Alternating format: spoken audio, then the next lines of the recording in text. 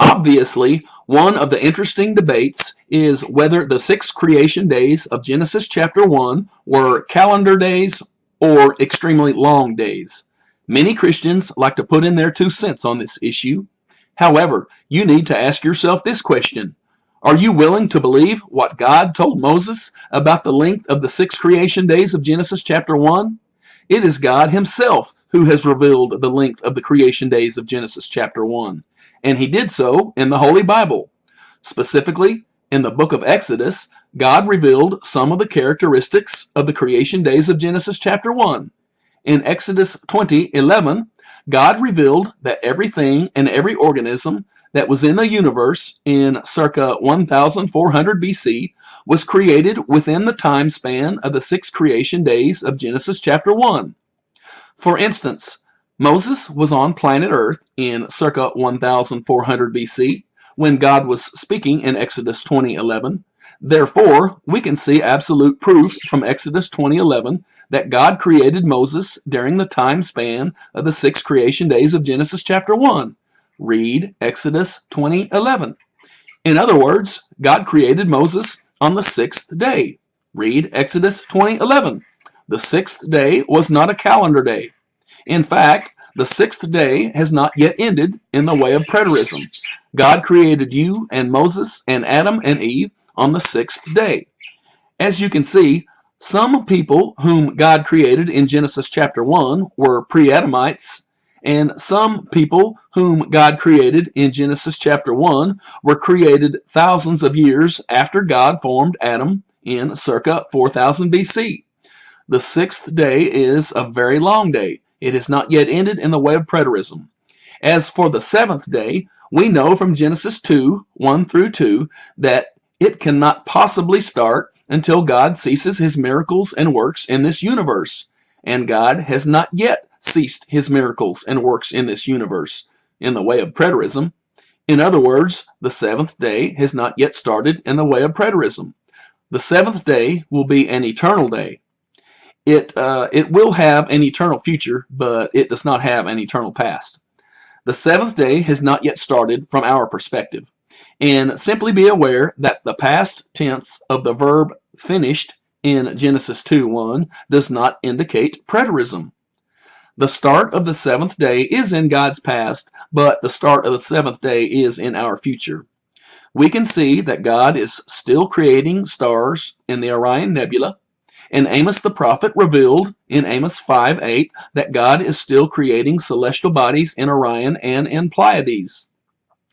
When you study Amos 5:8, you should study a Hebrew language Bible or the King James Version, the American King James Version, the King James 2000 Bible, the International Standard Version, the American Standard Version, the English Revised Version, or Webster's Bible Translation.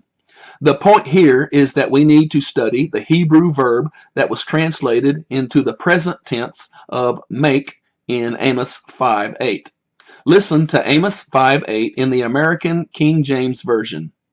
Seek him that makes the 7 stars and Orion.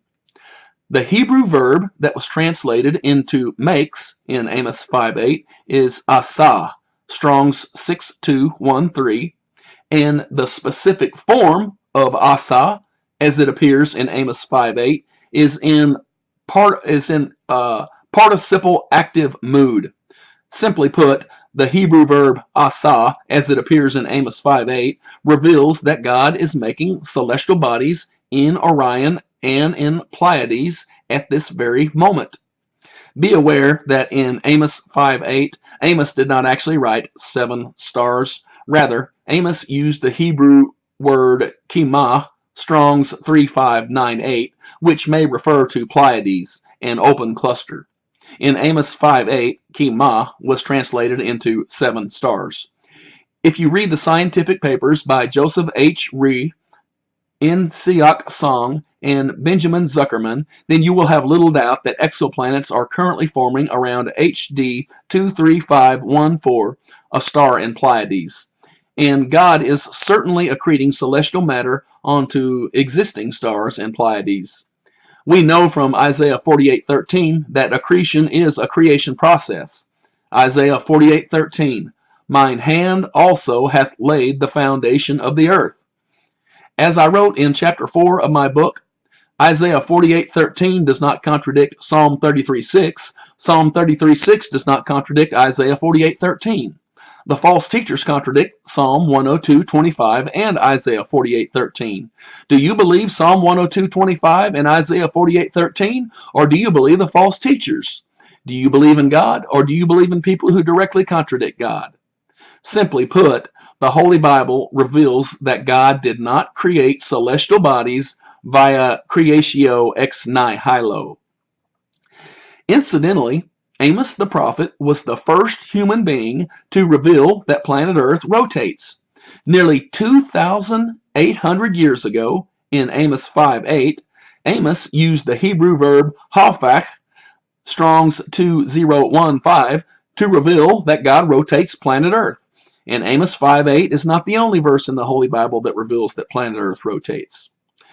For whatever reason, some people may not believe that Amos 5:8 actually reveals that God is creating stars in Orion.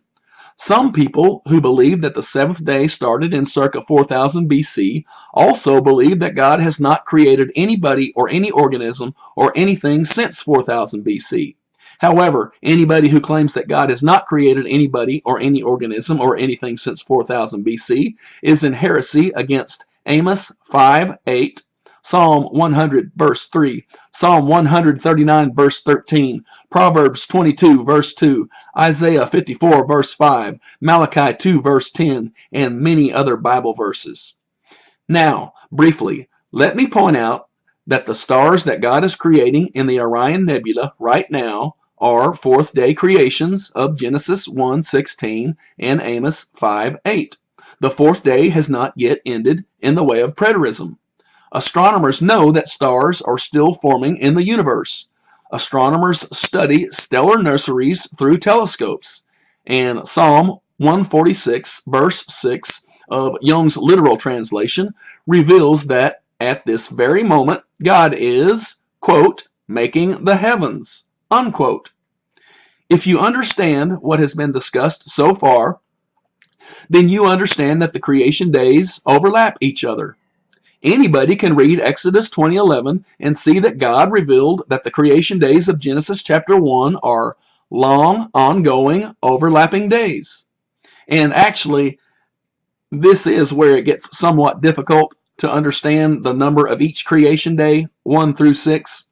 However, if you are willing to thoroughly study biblical creation and my long-winded book, you will see that each number, 1 through 6, of each creation day is in the image of the universe, past, present, and future, and that is true in the context of long, ongoing, overlapping days. It is actually rather complex, and some people may not be willing to study all of this.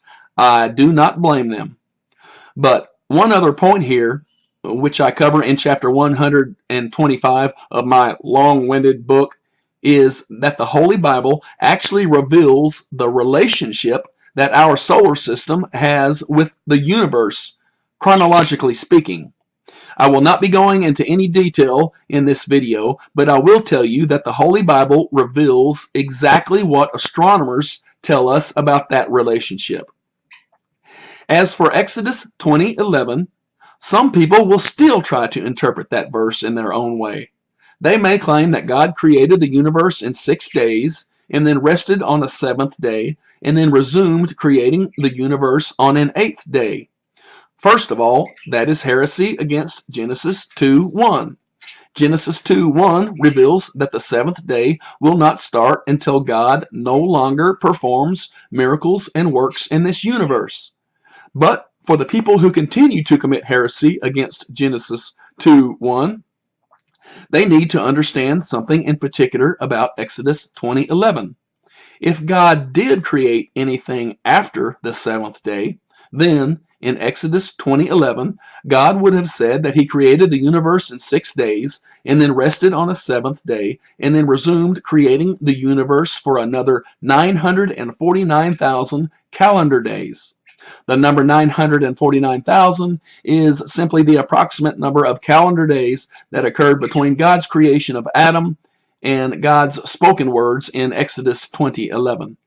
And be aware that in one scenario, those 949,000 calendar days could have been called an 8th day, a single long day that post-dated the 7th day. However, in Exodus 20:11, God did not say that a long day or any calendar days post-dated the 7th day. The false teachers of young earth doctrine do realize that 949,000 calendar days occurred between God's creation of Adam in circa 4000 BC and God's spoken words in Exodus 20:11 in circa 1400 BC.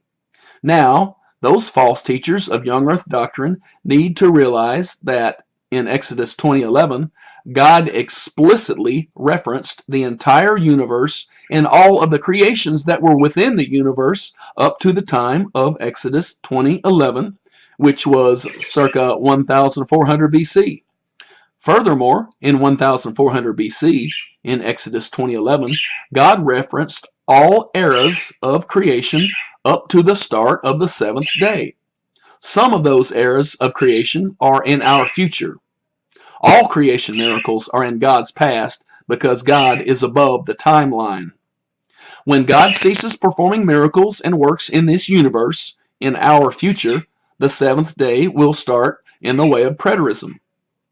If we let the Holy Bible interpret the Holy Bible, then we will see that biblical creation is in the image of the universe. When we let men interpret biblical creation, then the Holy Bible looks like an ancient, naive fraud. The hour has come for biblical creation to witness to the world that Jesus Christ is the living God. Matthew 5:15. Neither do people light a lamp and put it under a bowl. Instead, they put it on its stand, and it gives light to everyone in the house.